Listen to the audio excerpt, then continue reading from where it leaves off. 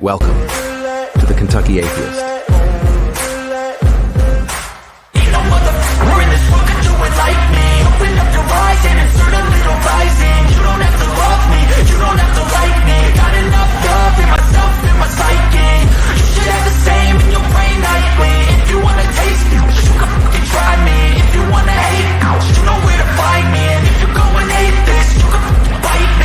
Cruising in my lane fast, call it high speed. I've been working hard, yeah, I've been working nightly. If you think you'll win, nah, unlikely. I be taking shots, yeah, cold-blooded, icy. Watching numbers grow is what I call sightseeing. In the front row, run it up when they hype me. The following grows, they know how to ignite me. Call me CEO, I've been running shit right, see.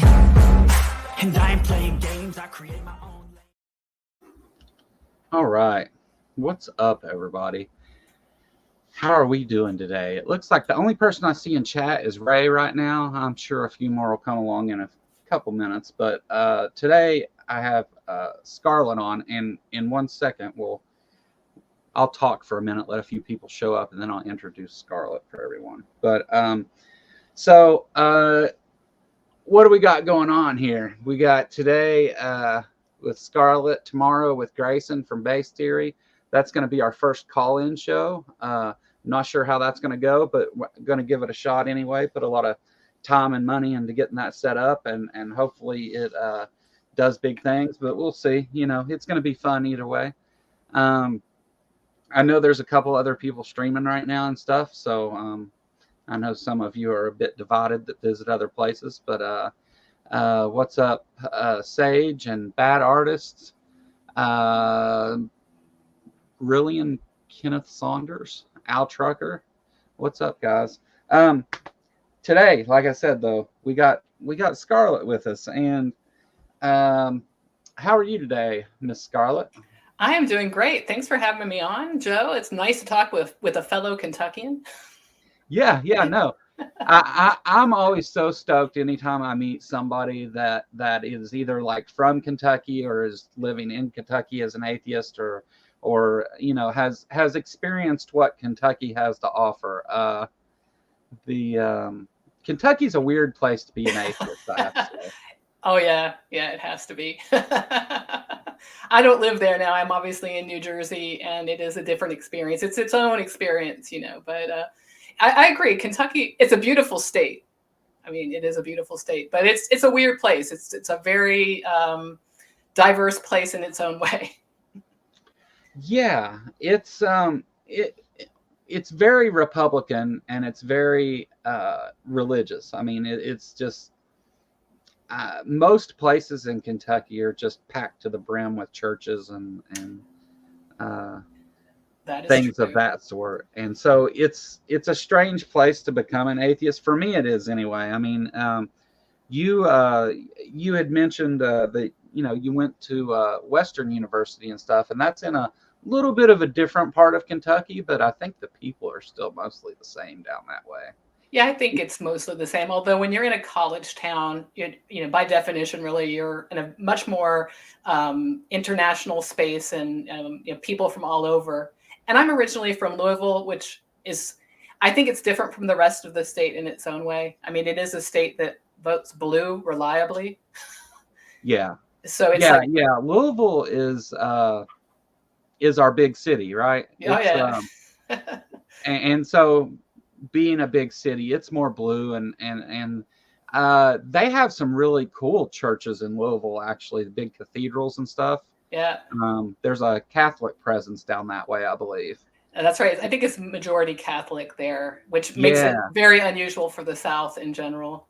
Yeah, because like in my town up in Ashland, there is no Catholic churches here. Oh, wow. Yeah, that's very different. Now, if you go across into Ohio, as soon as you get over there, Catholic churches, but in this part of Kentucky, there are none. Louisville, though, is neat because it's a bigger city in Kentucky, and has all the things that come with being a bigger city. Absolutely. So you're you were born and raised in Kentucky, though, correct? That's correct. I was born and raised in Louisville. Then, like you said, I went to college at Western Kentucky in Bowling Green, which is actually closer to Nashville than it is to Louisville, but so it's down that way. And then I left. I went abroad. I lived in Europe for a number of years. I came back and did graduate work at Indiana University, which, okay, it's Indiana's its own thing too, but it's not that far from Kentucky. And eventually got this job here in New Jersey, and so that's where I've been for the past 20 years. Awesome. James Apperson says Scarlett is one of my favorite YouTube personalities. They have a really great channel. Thank you, James. That's so sweet. Ray brought up the Hilltoppers. Yeah, absolutely. For those of you that don't know, the Hilltoppers are the team for Western Kentucky. I actually played in an intramural basketball league twice when I was in school, and both times I was on a team they were all named after Kentucky teams. I was on the Hilltoppers both times. Oh, wow. There is a hill at Western, and so that's there's like the one hill, and so that's why it's the Hilltoppers. Yeah. Yeah, you do see what she looks like. This is what she always looks like, right? Yeah, that's absolutely what I look like. Yeah. Oh, no. No, it was a thing of mine at first. I wanted to keep I was going to keep my identity hidden behind an avatar or something. And it's just by chance that I didn't. I would have preferred once I was on camera once or twice, though, I was like, well, I better not try and switch it back up, because then it's going to come up anyway. And it's like, also, I was doing a couple debates and things, and they kind of want you to show up and all that. So that makes sense. I would have preferred to not have appeared on camera, though, honestly. Maybe one day I will, but for now I don't have a great camera. I'm in a place that doesn't have great lighting, and just to get camera ready, so to speak. It's Yeah, no. Maybe one day, though. Maybe one day I'll do it. And you're right. Like if you're gonna do that, you want to do it on your terms and the best way you can do it. So I understand that completely. I run one of the jankiest setups on YouTube over here. You wouldn't know it, but I actually do the whole show. I'm sitting in the middle of my own bed with a green sheet hanging from the ceiling, and a camera attached to my telescope tripod. I love that, because I think that's what YouTube should be about. I mean, it's always nice to see people with really professional setups and they have the perfect audio. Like, that's awesome. But, it's nice that there are still people that are like, no, we're just going to have fun. This is the way it is for now. I love it.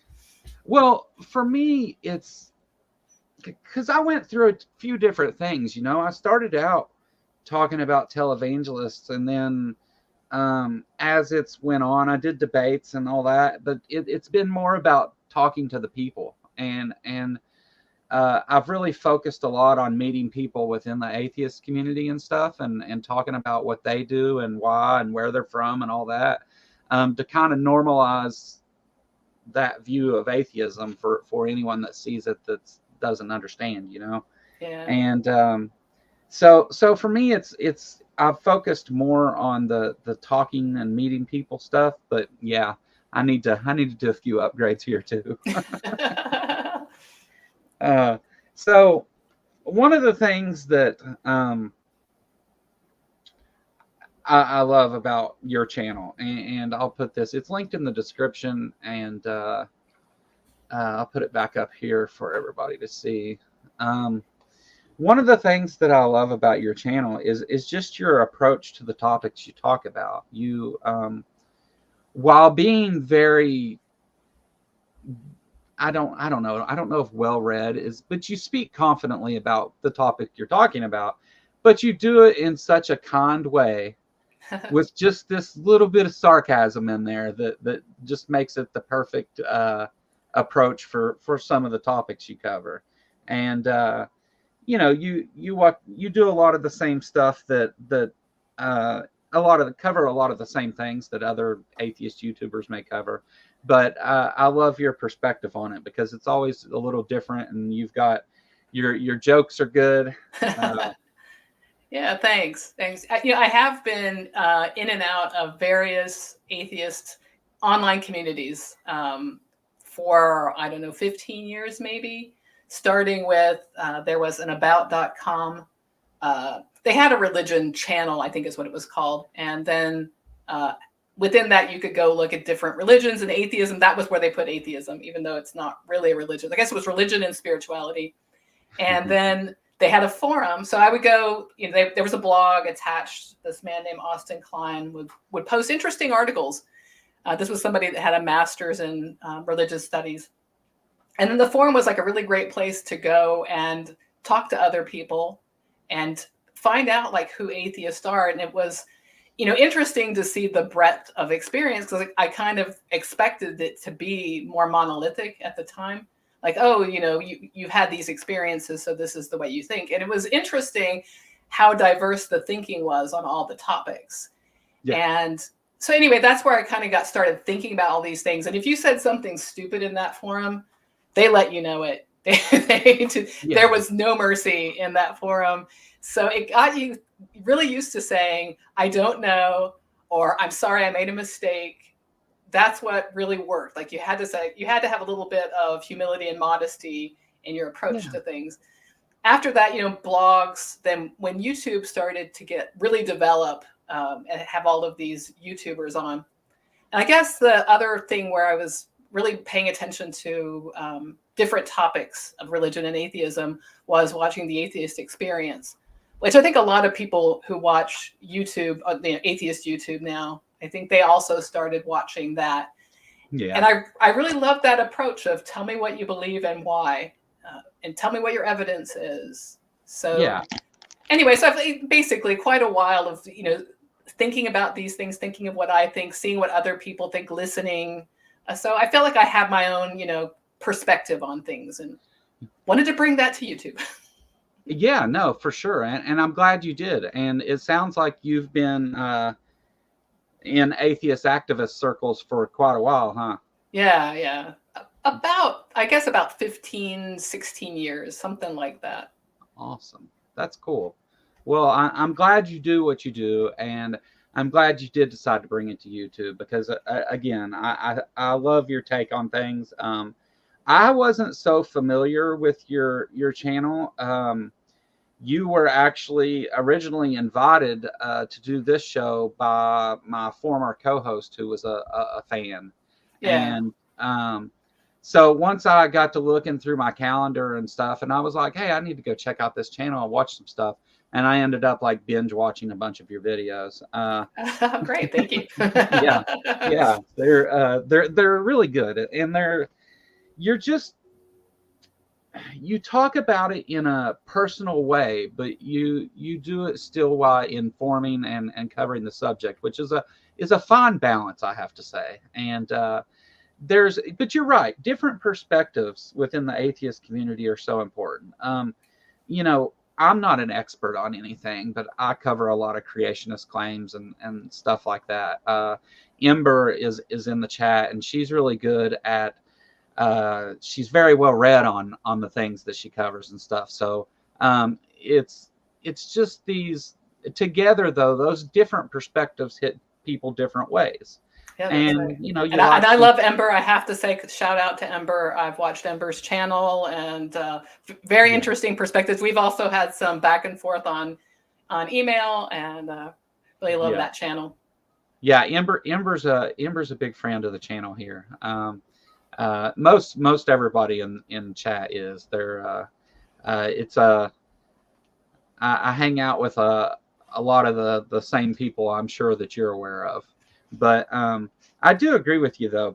Going back to like in the heyday of the Atheist Experience, when it was especially like in Matt's early days on there and stuff, it was if you wanted to watch atheist content, that's pretty much what you found and watched, right? I mean, there wasn't a whole lot of choices at that time. Or that YouTube played a lot of like old Hitchens debates and things like that. Yeah, yeah. That's really where I started, was watching. I think Stephen Fry and Hitchens versus the Catholic Church was the first thing I watched. Oh, wow, yeah. And I was amazed because I was like, I had quit believing in God years before I seen that, but I didn't even realize that there were really people talking about it, because where I'm from, it's like not cool to just talk about that. Right. Yeah, absolutely. And so it was really cool to see that. And then after I got into the atheist experience and then started seeing other channels and things like that, I was like, wow, there's a whole group of people out here that do this. And for a number of years, I just watched. I wasn't in the chat. I wasn't anything else, just watching and learning. Yeah. You said something very important, though, about humility, and that and I try to express this to other people who are trying to get into making YouTube videos or interacting with theists or whatever. Don't be afraid to say, I don't know. I mean, it's okay to not know everything. Right. Yeah. And if, many apologists take not knowing as some kind of win. I call it the chess pigeon, but yeah. they take it as some kind of win. But just understand, it's okay to say, I don't know, or I'll get back to you, or I need to look that up, because it's better to know what you're talking about and cover it correctly than tell somebody wrong because you're not sure. I mean, absolutely. Yeah. I think this is what I know. I'm very fascinated too by conspiracy theorists and people who just, to say it bluntly, they spout all kinds of bullshit in general on the internet and elsewhere. There's this rush to say what is happening in all kinds of situations. It could just be like looking at two people and making up your mind of what's happening with those people and come to a conclusion, say it with confidence. And once you've said it, it's hard to actually move off of that, because you've now staked something, you've said something with certainty. And definitely, like, you see it with people who are flat earthers or who are anti-vaxxers or a whole array of pseudoscience people. It's like they look at one thing, they don't know what's going on, they make a determination, or they decide that the official explanation must be wrong, and they state it with such confidence. And if you don't know what's going on, it's fine.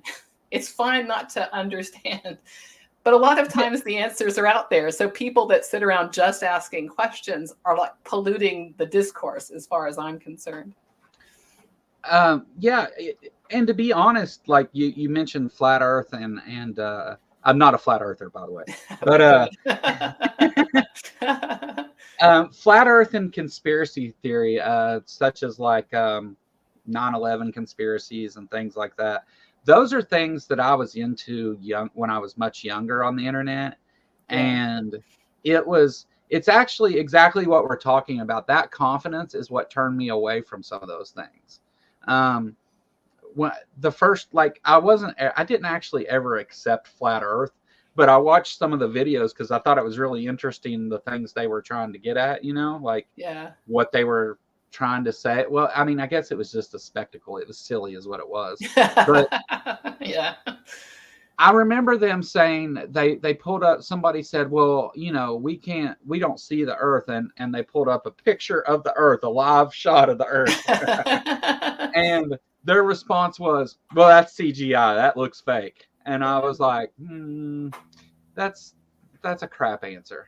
And yeah, at that point, that kind of answer showed me what flat earth was about. And those kind of things, though, those conspiracy theories, that's really what I was into. I wasn't in the conspiracy theories. I like to watch them. Yeah. I always thought it was crazy, like this big convoluted complex thing, and this is what it is. Actually, everybody in the government and the whole world knew. They just, whatever. But I always like to watch that, but it it's through that stuff that led me down the atheist rabbit hole, actually, because as I was answering like those questions about flat Earth using a skeptical view, I got into watching skeptics rather than conspiracy theorists, you know. So and then skeptics led to atheists, and which I think mostly are skeptics in the YouTube creator space anyway. Yeah. But so do you cover some of that other stuff, or you cover religious topics mostly? I did do one why I'm not a flat earth video a while back, and it was just to show the skeptical thinking. And for me, it's the sort of the focus on bad ideas. I'm fascinated with bad ideas, why people hold the bad ideas. And so I kind of look into that, but that's more for myself now. I focus now only on atheist content, and I will look at religious claims if I think it has something to. I don't look at every religious claim, and there are some things I've decided I don't want to cover at all. But I'm interested in when theists make bad arguments, and especially when they bring up atheists, when they bring the straw man atheist into that argument to prove whatever they have going on. It's your religion. Yeah. Yeah. What's funny about that is I think a lot of apologists think that is some kind of, I think they're trying to be like bigoted, by saying that. Yeah. Whenever they start with it's your religion, you just hate God and all that nonsense. I don't think they realize the laugh that we have about those things, like how silly it is, because a lot of it is silly, right? I mean, it's, you try to approach it with a skeptical view, and you try to give an in-depth, look at, for example, the Garden of Eden, right? Adam and Eve. We came from two people. Or Noah's boat. Noah's boat is a better one. Yeah. You try to give a good look at it and explain why that won't work scientifically, why the story doesn't make sense, why we know the Earth was never underwater with 3 times more water than is on Earth. You try to look at it and answer it in that way. But really, it's silly, right? I mean, it's not even a real position.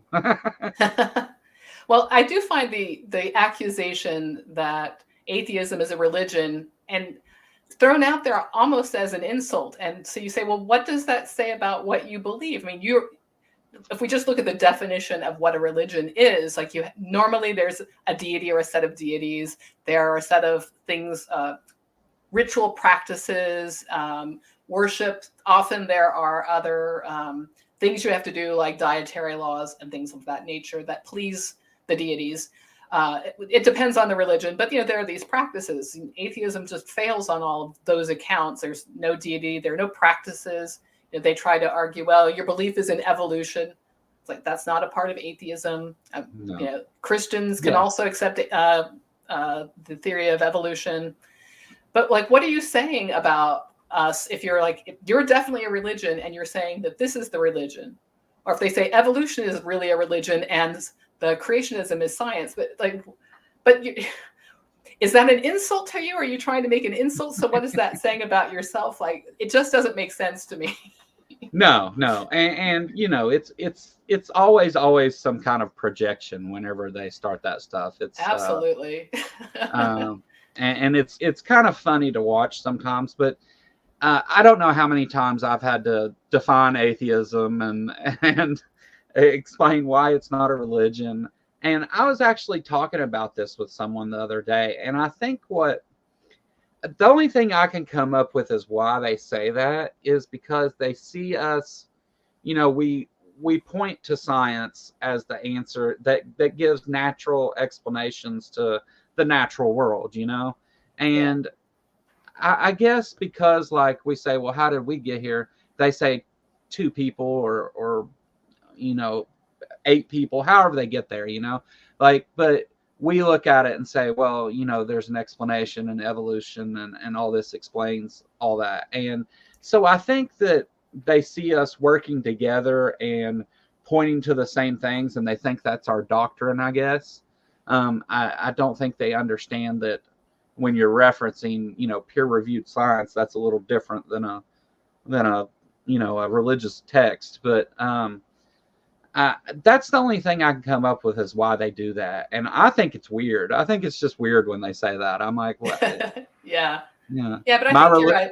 It's my projection. religion is I reject your religion. Yeah, exactly. But I think it is projection, and it is a way of apparently some people can't get out of their own experience to understand somebody who thinks radically different from themselves for whatever reason. I don't know what is causing any of that, but I sometimes come to that conclusion of they're so stuck in the way they see the world, and there's no way for them to get outside of that viewpoint. Whereas I think for a lot of atheists have been religious people and left one or more kinds of organized religion. And even if they weren't, we swim in this Western culture of religion, even in Europe, which a lot of places are now more secular.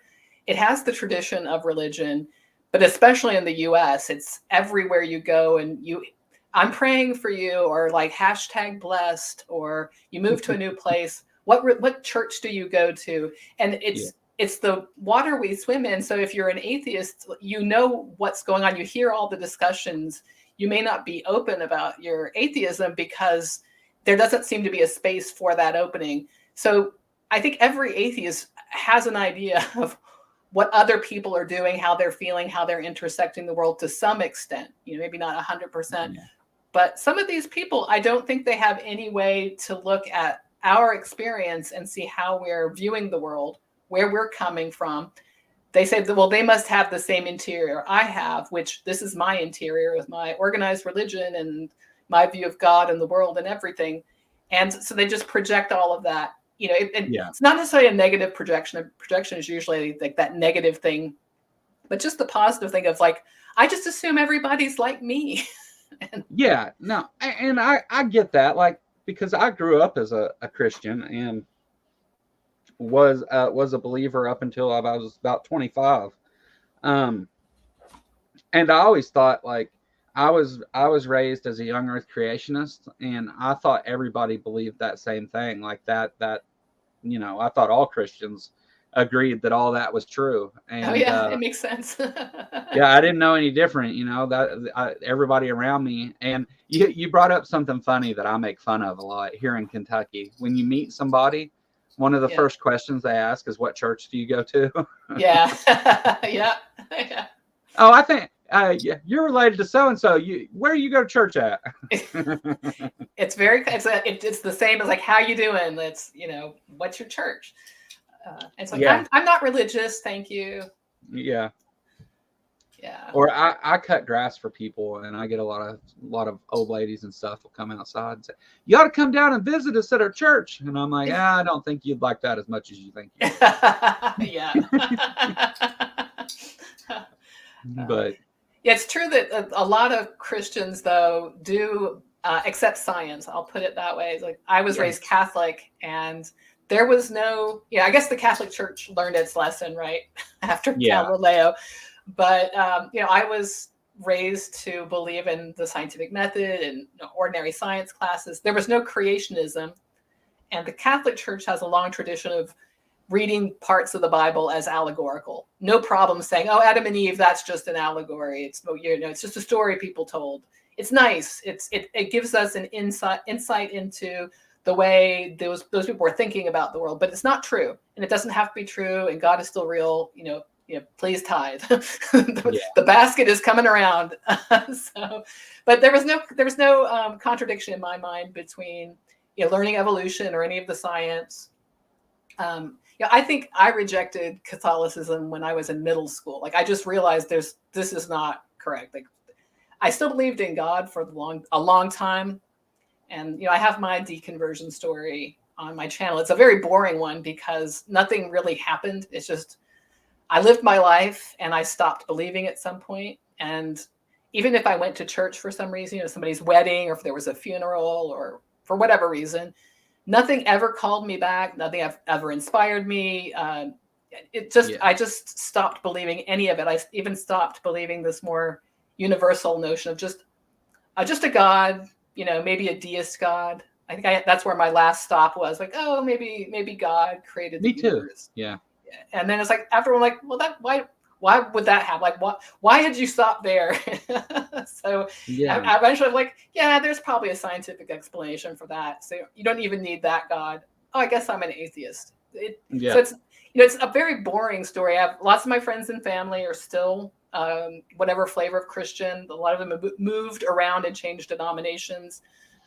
And luckily, we don't talk about religion a lot. We have other things to talk about. And I just know, they used to go to church, or they'll talk about going to church, but they don't talk to me about religion at all. So, yeah. Well, that's good. Yeah.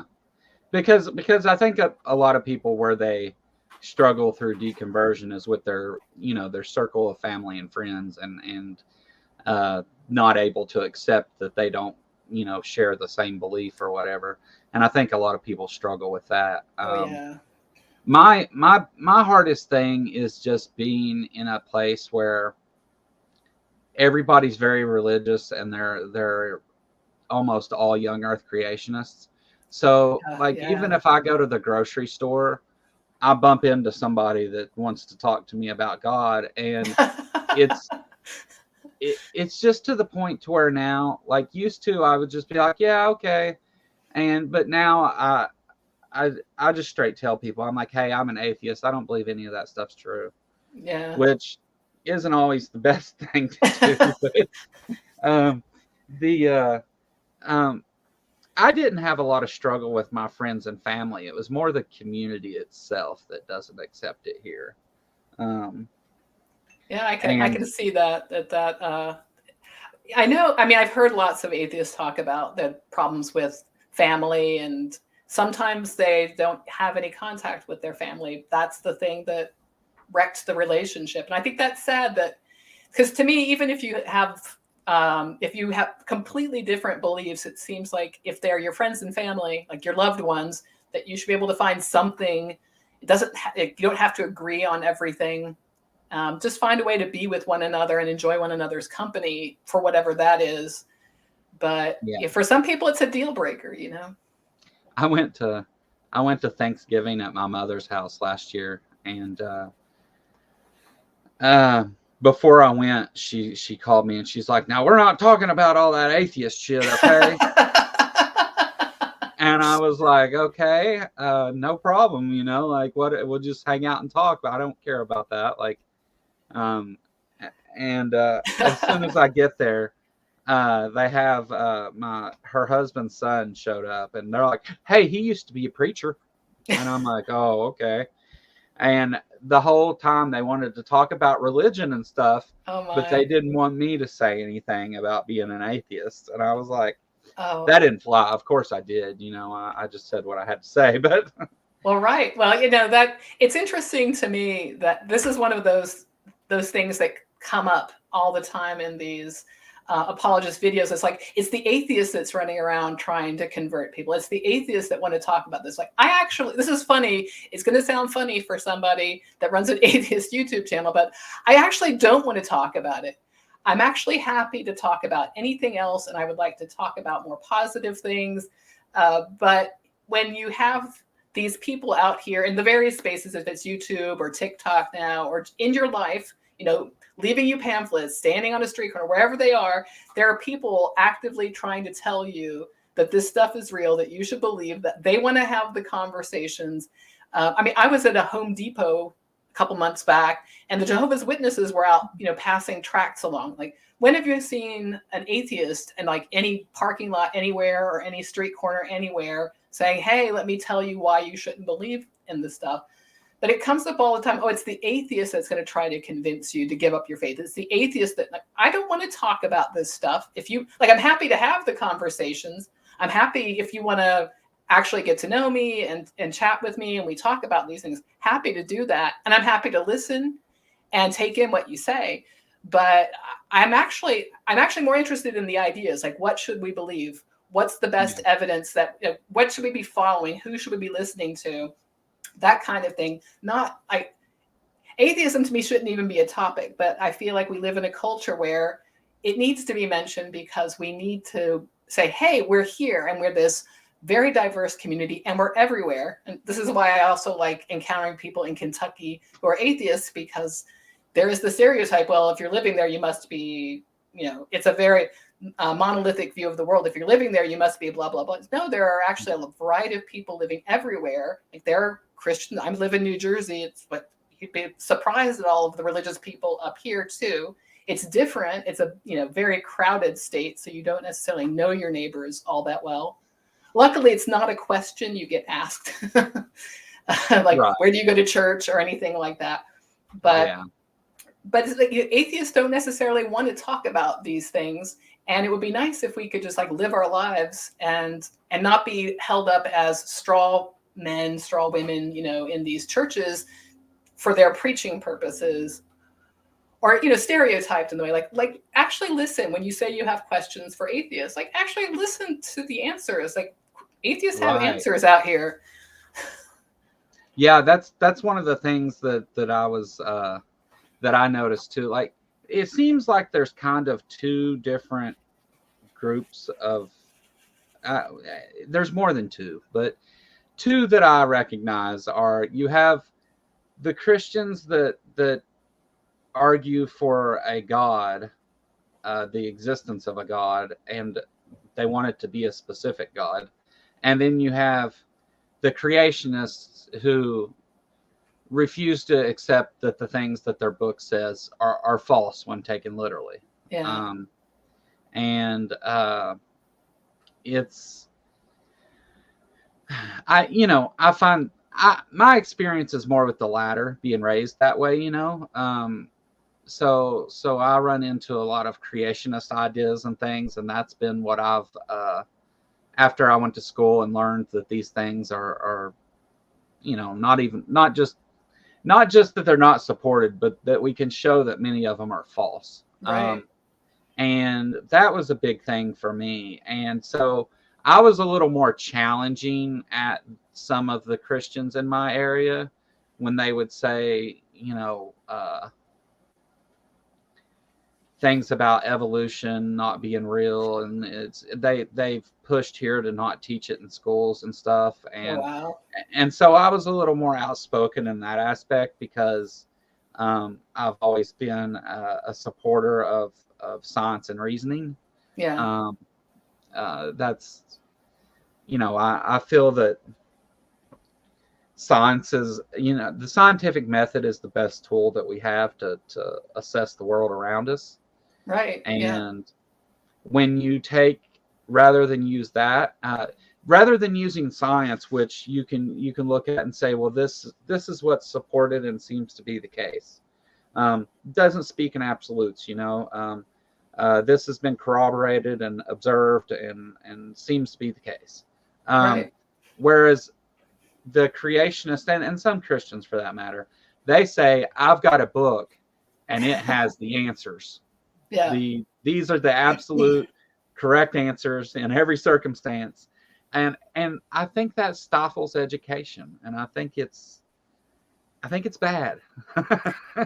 Yeah, agree. I think one of the things with the scientific method, the kinds of things I like are that you're actually trying to get whatever your prejudices of the world are, whatever prejudgments just of the world, whatever narratives you might be holding, your own cognitive biases, you're trying to look past those, and you're trying to avoid confirmation bias. It's so prevalent these days to see people who are just trying to confirm a bias that they have. It's part of how we think as humans, and it's very tempting. Like, this is what I believe. Let me go find out all the things that support that, and ignore the things that that dispute this thing that you're whatever it is. Of course, we're talking science here, but the same kinds of things could be, this approach could be used for all kinds of things in our life. Like we think these things, we have these cognitive biases because they make the world easier to maneuver through, right? To get through our day. But a lot of times we have some information that's not quite right. And we should like try to get rid of some of that. Again, we go back to the pseudoscience or whatever. Just go find some things that support what I want to believe, and don't look at the things that contradict me. It's bad thinking. So the scientific method helps us get past that. Yeah. And like with creationism, like one of the things, you know, obviously the Bible does not have an accurate accounting of the way the universe was created, but what predictive power does creationism have? Like, how can you predict when the deity will create a new species of whatever? You can't predict anything, because it's whenever the deity feels like it. And first of all, we don't detect the deity. We don't know if the deity does exist, on what calendar, when it feels up to creating a new species. There's nothing you can do with creationism, really. Yeah. That's the only thing that they give any room on is God works in mysterious ways, right? Yeah. So we don't know when the deity is going to do it, but when he does, it'll be the right time for the right reasons, even if right. It's a top-down look. So I always say that the tool that all apologists, creationists especially, use is post hoc rationalization. Yeah. They have the conclusion, and then they go try and explain that conclusion using science. And I don't know if you're familiar with standing for truth, but that's a place where I feel like they do a lot of that. The post hoc rationalization, and then they try to like quote mine scientific papers and stuff. Oh, yeah. That kind of stuff bothers me. Oh, definitely. That's what gets me wound up usually, is whenever somebody's just flat lying about science. Because again, I feel like it wouldn't be such a big deal, but you have people like Ken Ham who built this boat in Kentucky. And he packs the auditorium full of children and then tells them that the world's 6,000 years old and that people rode around on dinosaurs.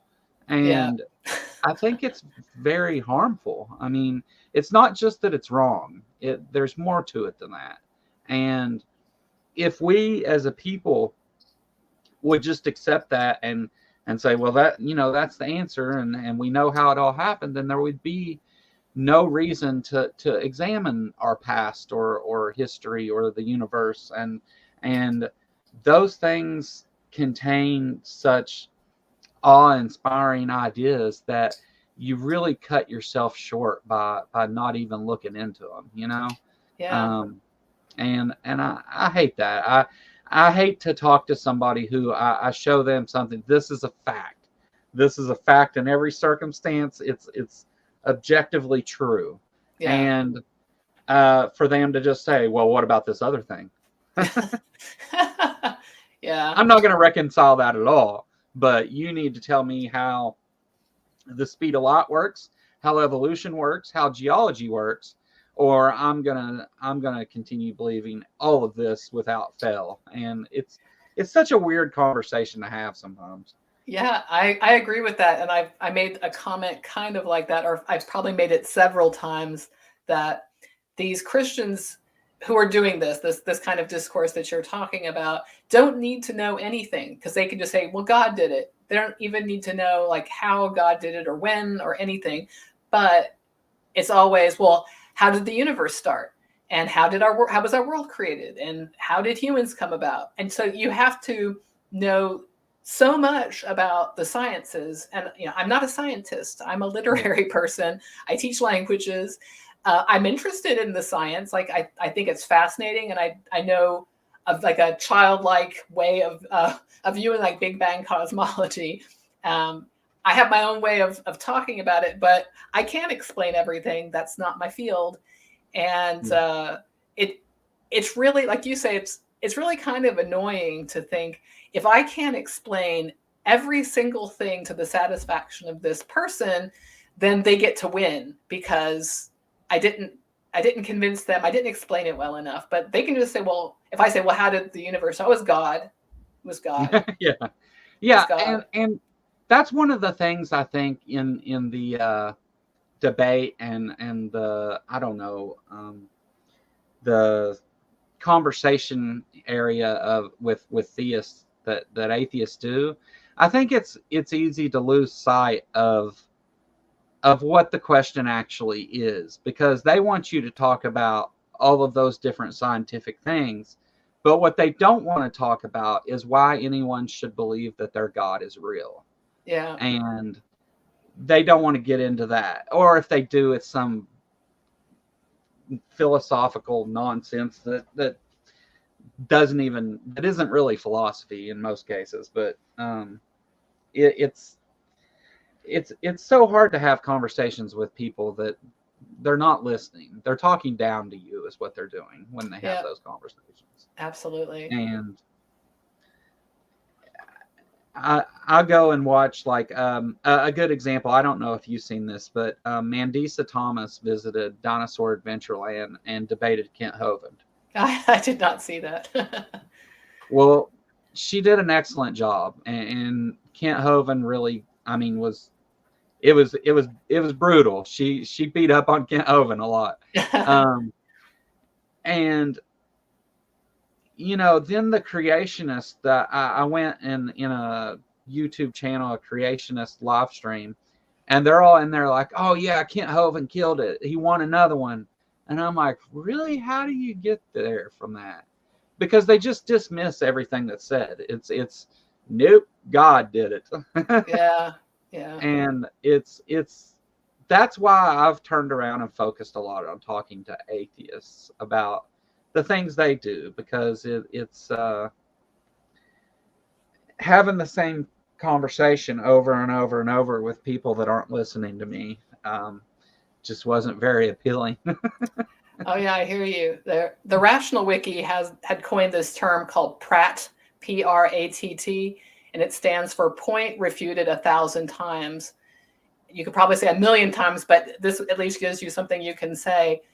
But that's what I feel like if you go out and look at apologetics, even though there are answers to all of these things, it's the same apologetics. It's the same questions for atheists. It's the same handful of questions.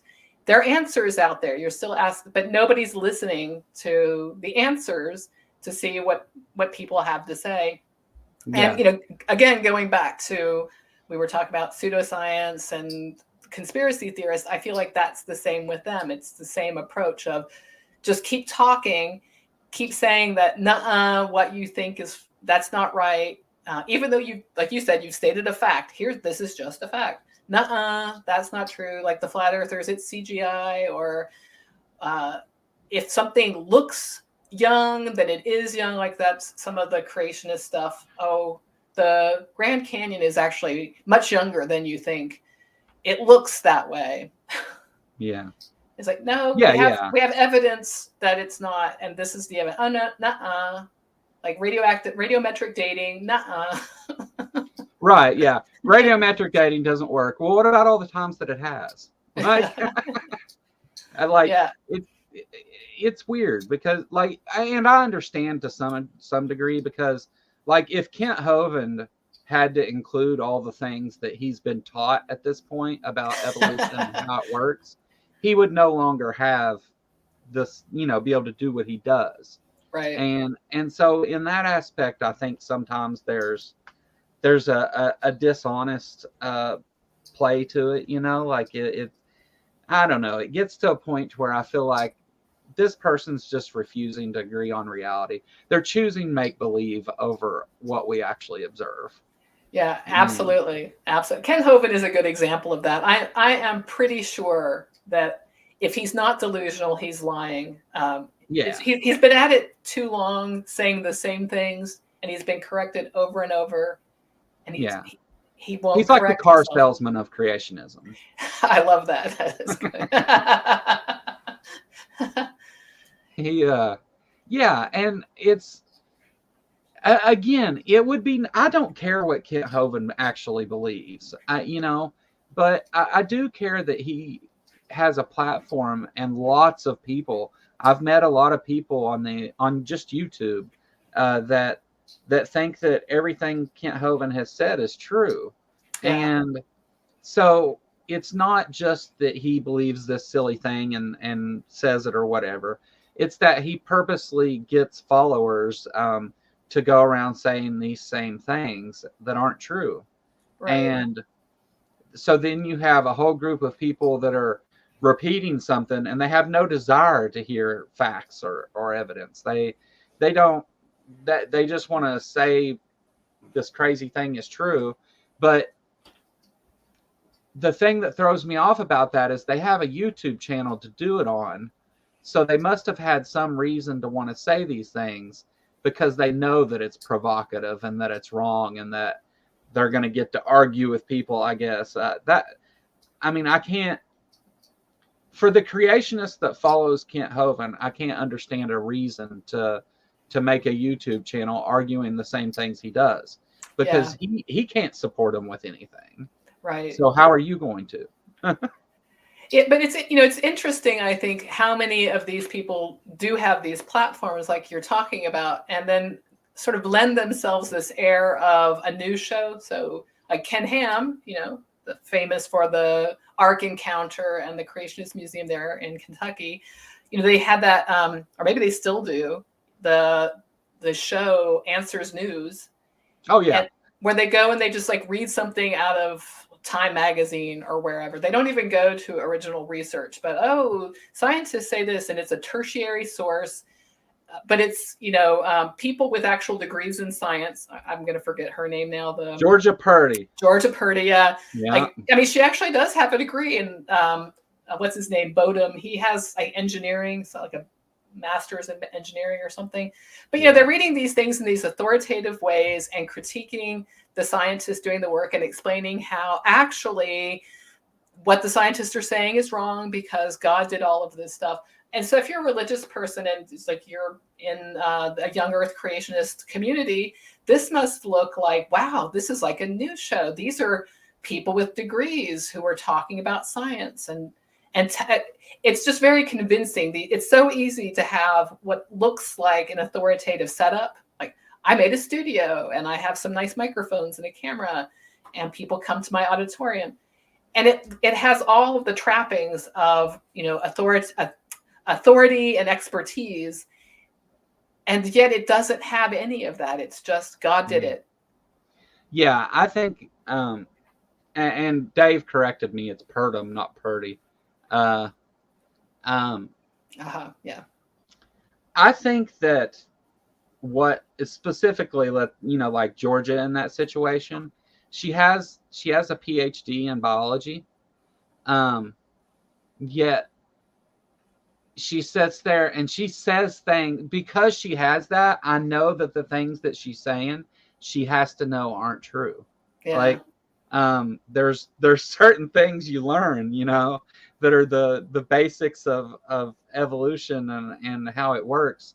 And she sits and says things that just are not true and that she knows are not true. Yeah. And that's really where it like throws me off a lot, is because here we have a scientist that is willing to lie for this, to get paid to lie on TV or Answers News, whatever the hell it is. But it's, I don't know, that's one of those things too. And the fact that it's in Kentucky and taxpayers are paying for them to sit and do that. And I have it out for Ken Ham and his boat. I will be organizing a protest for next year. I was going to do it this year, but the tri-state free thought people, they usually do that, but they're not going to put on another one until the 10th anniversary. So there won't be one this year. So they said I could have access to all of their resources, the equipment, the stages, all the sound stuff and everything to set it up and do it. So I'm going to. Very cool. Yeah. I have to get some people in place that are better at organization than I am.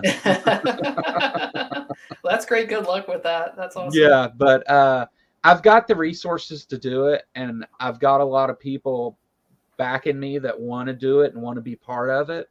So I can't really not do it. I feel like I want to do it for that reason. There's a lot of people that are interested, and I'm talking about flying in speakers and all that stuff, but we'll see how it goes between now and then, I guess. Yeah, good luck. That's a lot of work. Those kinds of things are a lot of work to organize. Yeah. It's I need to get a somebody who's organized things in charge of organizing things. But I think I've got a person though in mind that I can get to do that. But yeah, so I'm gonna try and pull that off, because I can't stand what Ken Ham has done. I know why he put it where he put it, and his motives he's demonstrated were to get rich by selling it off for $10 to his other company, and which he got in trouble for, and they had to fix it and all that stuff. But I mean, the thing of it is that here that place is getting all this attention. They built hotels and changed the highways and did all those things, and 85% of the taxes that they pay they get back at the end of the year. It's amazing. I followed some of that on the Friendly Atheist. Yeah, that's really went into the different accounting and what they did to make whatever was going to make more money, to get more, like if it was going to be state money, they changed it from a nonprofit to a for-profit, back to a nonprofit. It's like whatever, it wasn't honest basically. And I feel like, right, like you said, like believe whatever you want, but be honest about it, and be honest about the whatever it is you're trying to do. But I think they show their true colors on that. I wouldn't even have a problem like if Ken Ham and AIG were like, well, this is what, we believe the Bible is true, but it conflicts with science, and here's where it conflicts, and we're not sure, what the answer is, but we do believe the Bible is true. If they pointed out that it's just a belief, I would feel differently about it, but they don't. They treated it as fact. And now AIG is big into homeschooling, and so people that are homeschooling their kids all over the country are receiving AIG homeschooling packets and stuff that teach the things that Ken Ham says are true. And I really think it's one of the most awful, harmful things that is going on in our country, honestly. Because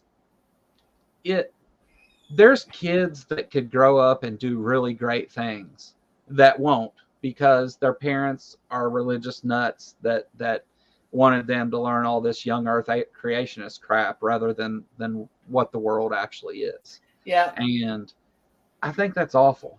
And that's what I want to see change. I don't care what people believe at all. I could care less.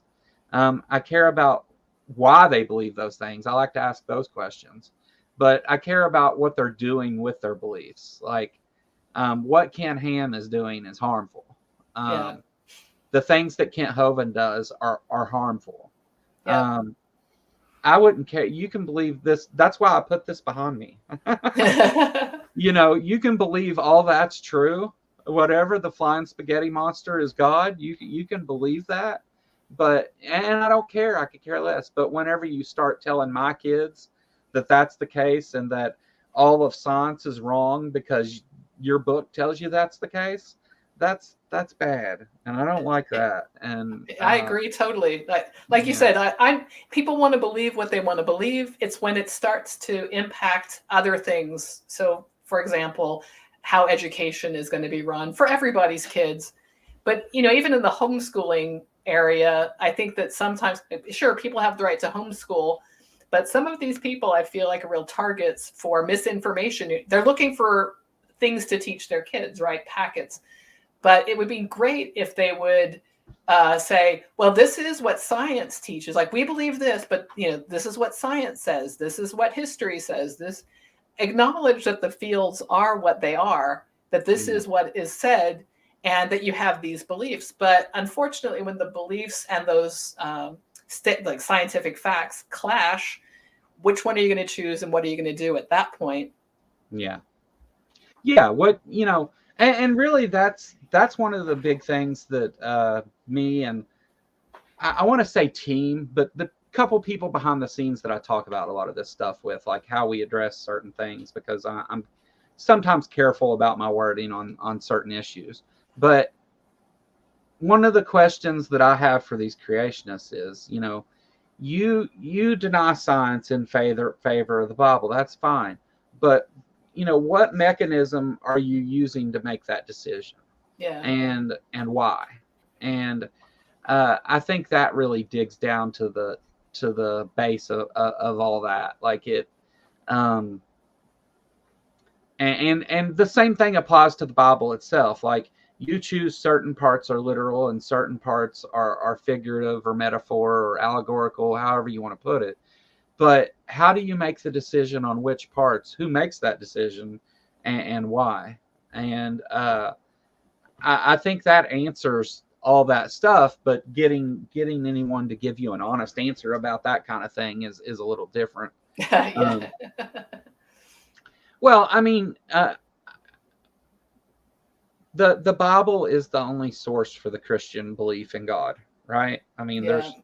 there's no other. You wouldn't ever come to that conclusion on your own. Just walking the world like you're born in a blank slate. You would never think, oh yeah, there's definitely a God that loves me, that did all this. It doesn't. That's not a normal conclusion. Yeah. Now, I get how ancient people thought up all this stuff, but I mean, we have a better understanding. You have an infinite amount of information at your fingertips. Like, do better. Yeah, absolutely. Absolutely. But yeah, it's a frustrating thing sometimes. Jesse Tevis from Lexington, nice to meet you. Glad you're here. Always happy to have another Kentucky atheist join us. There's several that hang out in this community, so hopefully you hang out and meet some other Kentucky atheists, Jesse.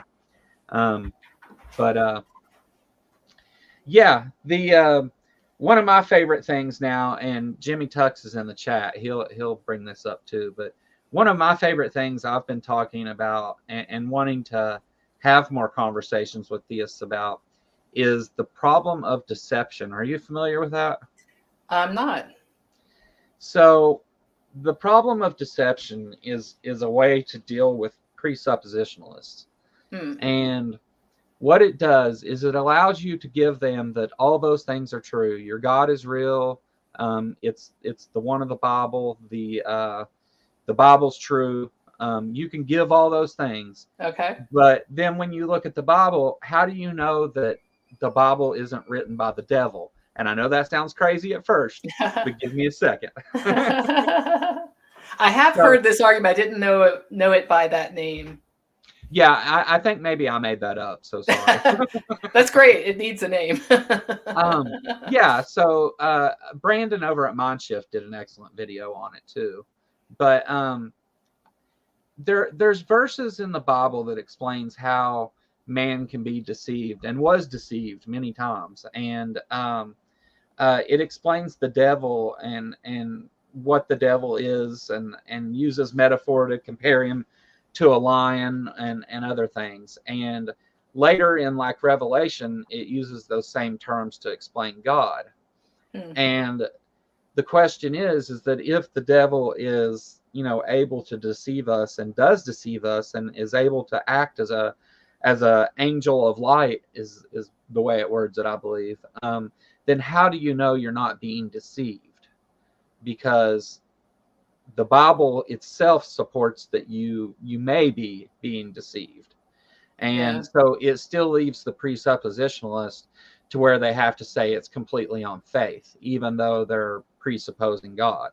Right. So it gets you to that point in that argument. And I know that I don't lay it out well. I need to do an organized video where I lay out exactly what it is and how it's such a big issue in conversation, because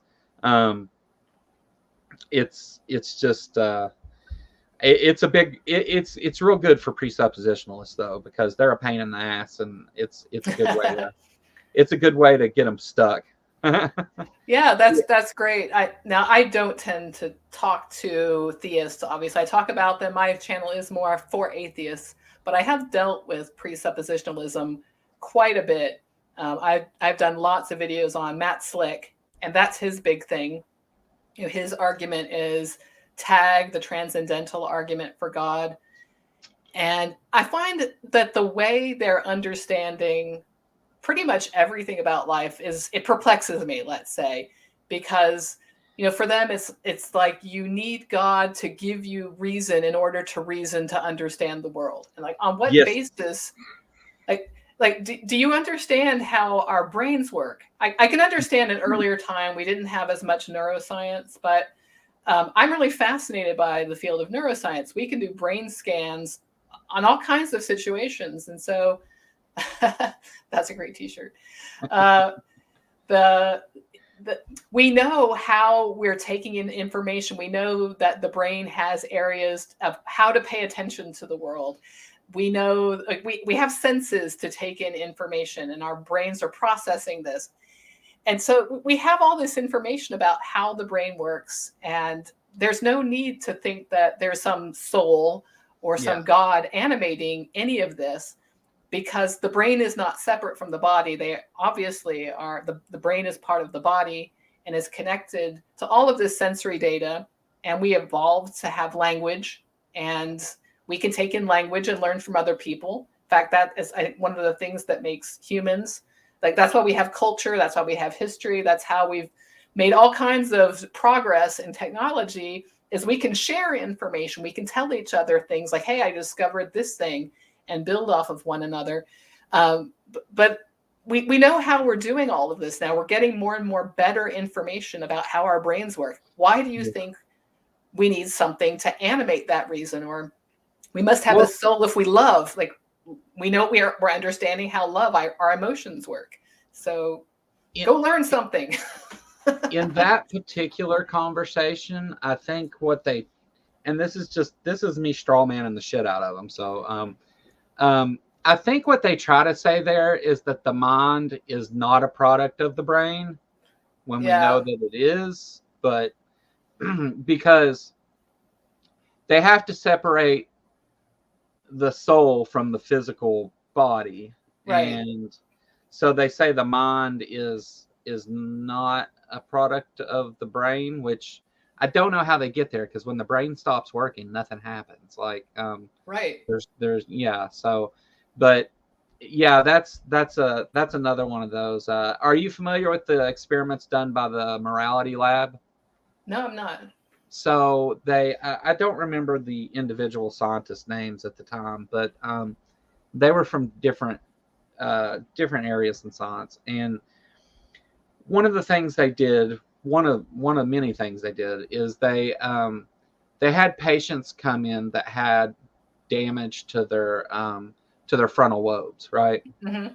And they found that people answering questions about their morality and stuff, that whenever there was damage there, they would get different answers. So they found a way to affect that on healthy people. Yeah. And they could ask them what they thought about certain moral questions, and then they could affect their frontal lobe, and they would give completely different answers. Wow. Which is, goes into the whole objective morality and all that stuff question, Right. Right. Well, we know people can change personalities if they have damage to their brain. They're a different, like, not everybody, this is not 100%, but it happens. There are people that have had a head injury or have had brain surgery, and they're different after. Yeah. So where's the soul in that? If there's a soul, what's it doing? Like, why did this impact it so much? Yeah. How do you, if you're using the mind as part of the soul, then you have to be able to answer for how did we change a soul, Right. And yeah, exactly right. I love that answer. I know I was listening. There's a podcast I really like. It's by Shankar Vedantam. It's called The Hidden Brain.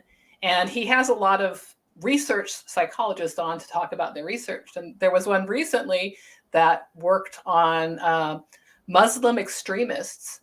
And he did brain scans of of them. And it was a very interesting experiment he had. I think it was sacred beliefs and non-sacred beliefs. You know, a non-sacred belief might be something like, I like pizza. Pizza is good. Right. And a sacred belief would be like family needs to have honor, something like that, right?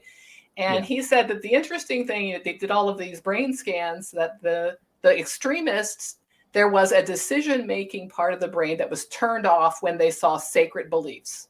And he said what that implied was that this discussion we might have with ourselves about should I do this thing or should I not, was not operating. Like, so something like pizza is good, but you might say, well, you know, I'm on a diet and I'm trying to lose weight, or, you know, whatever. You might have a discussion with yourself about should you have the pizza, and then you come up with a decision, and there's a part of the brain that's operating. And then but so he said what was happening with these extremists is that they're like basically thinking, I want this, I need this, I have to have this. And they're not having that dialogue.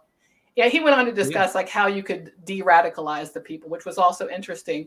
But it was just another thing, like we're understanding how our brains work. And so like a moral decision, are we having a discussion with our brains? Are we thinking about this? Or is there a section of our brain that's just like must have, you know, that kind of primitive area?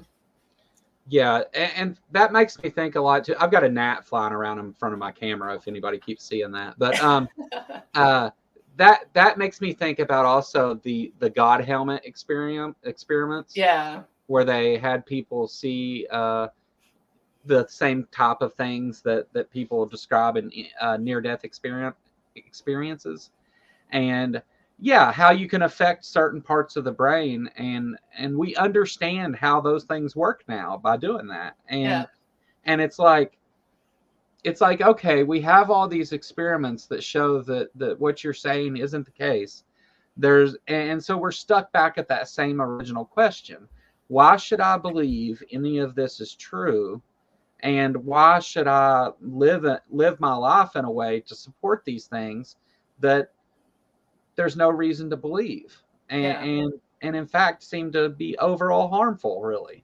And it always gets back to that same question for me anyway. That's where I always go with that. But yeah, I love those stuff. I love those studies and things they've done where they probe the brain and make them think completely different things and see different things and all that stuff, because it shows that the mind is a product of the brain and that you can affect both, you know, physically. Right. And that it's not a supernatural thing. I'm just fascinated by these things in general. I think they have big implications for how we construct our identity, who we think we are, how we think of ourselves in the world. And so to see how fragile, I'm going to say, these things are, we're so sure of, we're taking in the world accurately, but are we really? I think that's part of that, you know, take it in with a little humility. Am I really understanding things, or am I operating by these pathways that I was told are true, but maybe aren't? So that's what's interesting to me is it keeps I'm trying to keep myself honest with how I construct my beliefs, and that kind of stuff is very interesting. Yeah, and me on a personal level, like whenever I gave up, you know, belief in a God, it wasn't an all at once thing. Of course, it was, you know, as I learned things weren't true, and that I, you know, separated myself from some of those things, but that led to me questioning the other things, you know. And when I think about it personally, like it's always what reason do I have to think that that's the case, you know? Like right.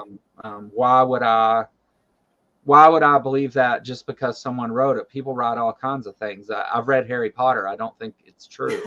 Yeah. You know, and for me saying, oh, it's the most produced book ever and it's been around for thousands of years, that doesn't mean anything about the truth of it to me. Exactly. Right. And so, yeah, I love that stuff too. I love looking at the studies and what science is doing, especially with the brain and stuff, because I think giving people an explanation for why they hold these things to be true by studying the brain is a good way to get past it, because we have to kind of start leaving these things behind if we want to progress. Yeah. Look around. I hate to do this because this is what they say, but I mean, look around at the world today. There's, most of the violence, most of the wars, most of the civil unrest and things, when you get down to it, centers back around what they want to call Christian values and Christian beliefs, and it's something I hope we can get past a little more peacefully in the future. Would be nice too. Yeah, I agree. Yeah. I think one of the things I think is a deterrent in that is that people get so into their ideology, whatever that is, and think, I know how the world must be ordered, and so let's order it that way. And they're not listening to different people who have different approaches or different needs or what have you. And when you think you know how everybody should act, I think one of my issues with of the vocal part of Christianity, let's say, because obviously hashtag not all Christians, but the people that want to say, I know what your morality should be. I know how, like, who you should marry, because you should marry and it should be this person, and you should have this many kids, and you should do this, and you have to do that. And they're not leaving room for the fact that people have very different ways of feeling who they are, their identities. I don't know what's in the future now in our country for like people in the LGBTQ plus community, because people like that has no impact on anybody's life. Who you choose to have as your partner affects you and your family. But the fact that there are people that say, no, you shouldn't have the same rights as everybody else, because I think, my God, actually not me, my God thinks that's an abomination. How can that be a part of our discourse? That should not be, like, you can think that. I'm not saying, your free speech is there. Like, I'm not taking that away. But if you want to legislate that, on what base, like, why are we legislating things? And on the part of like solving problems, I wish we could like put our heads together to solve more problems, like, climate issues. Or our Committee on Science and Technology thinks that climate change is false. So yeah, I know. And there are certain states you can't even say climate change, and you can't say gay.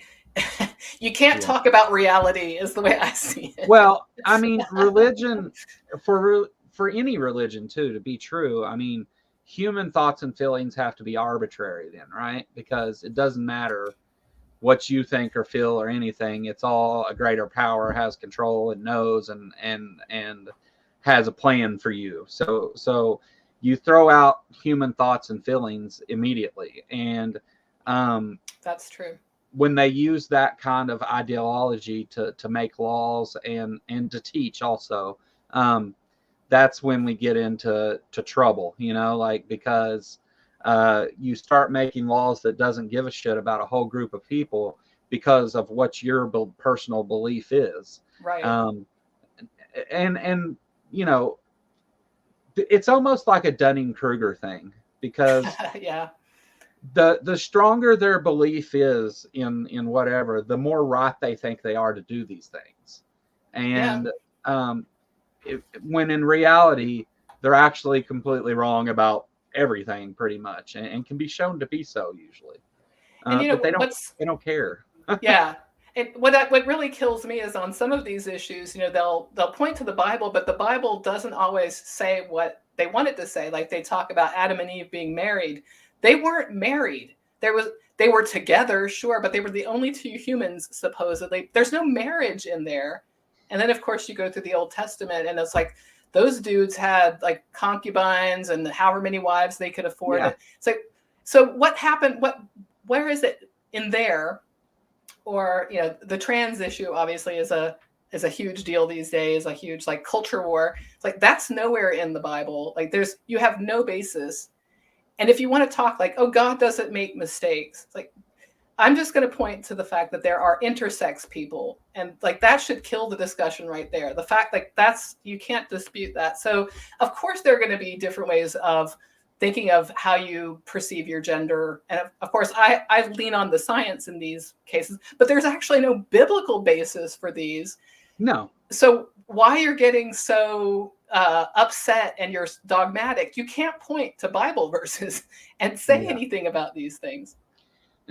Now, yeah, and to my understanding, and again, my experience with you know, LGBTQ issues and stuff is pretty limited, but to my understanding, gender is the way that you identify yourself. It's your identity, your personal identity. Right. And I don't get why anyone would have a problem with that anyway. Like, it doesn't really make, it's not something that needs to even really be a thing. Like, if, and whatever, I mean, I know that different spaces, they have lists of genders that they, like Facebook has like 126 or something that you can choose from, something like that. But I don't know. I mean, if you're wanting to talk to a person rather than at a person, then how they identify themselves is important to that. Yeah, absolutely. And I don't know why it matters. I can't figure out why they have made such a boogeyman out of the LGBTQ community when the things that they have put forward, first of all, are false. Let's just, you know, all the things about grooming and all that crap, that's all not true, and has been shown to not be true. So, I mean, outside of the fears that they tried to stoke in people, when they know that those fears aren't true, there's still this prejudice towards whole groups of people. But it's only based on, again, somebody told them it was wrong and they added religion to it. And since I believe in religion, then this is wrong and I'm against it. And again, it's a case of I already have all the answers and I know how I'm supposed to look at these things. And I'm not even going to try to understand that gender and sex are two different things, you know? Right. And you know, it's because for me, I like to embrace more of a humanist view, and people are people, you know? Yeah, exactly. And I think these make easy targets. If you don't happen to know any gay or trans people, it's not a human to you. You don't understand it. It potentially might be scary if you think the world should be easily readable. Like when you see people, you know who they are, you think you understand them, as opposed to like, oh, here's a person, let me find out how they situate themselves in the world. But I think if you're like, this is something that is strange to you, unusual, then it's easy to demonize a group of people and therefore create an outgroup, just a very easy outgroup. You barely have to do anything. And obviously there's a rich history of creating these outgroups. You just, you know, small dog whistles can get you back into that mindset. I think that's a very good point. I think that that's a really good point, because the tribalism factor of it, to have somebody to point at and say they're different, therefore they're bad, you know? And I think that's a really important point too. And that the whole issue of it's easier to just believe what someone tells you at face value than to look into it and better understand it for what it actually is. And many people fall for that. I think that our political climate in the United States is a good picture of that, you know? But anyway, I digress on all that. We don't have to go down that road. That's a different show on Thursday. But yeah, so I've had you here for about an hour and a half. Do we have any questions or anything in the audience? If you do, just tag me in them and I'll ask them real quick. I'm gonna, while you guys have a chance, if you want to ask any questions or whatever, I'm gonna rattle off a bunch of crap that's going on, and then we'll wrap up here and let Miss Scarlett return to her day. So,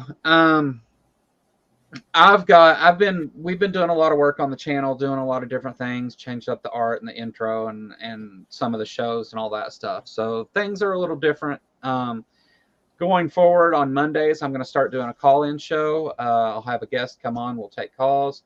On Thursday, we're going to do a political show, talk about things in the news that week, and then do like an opinion piece in it as well. On Sundays, I'm going to continue doing the Sunday show at 2 p.m. Eastern every week.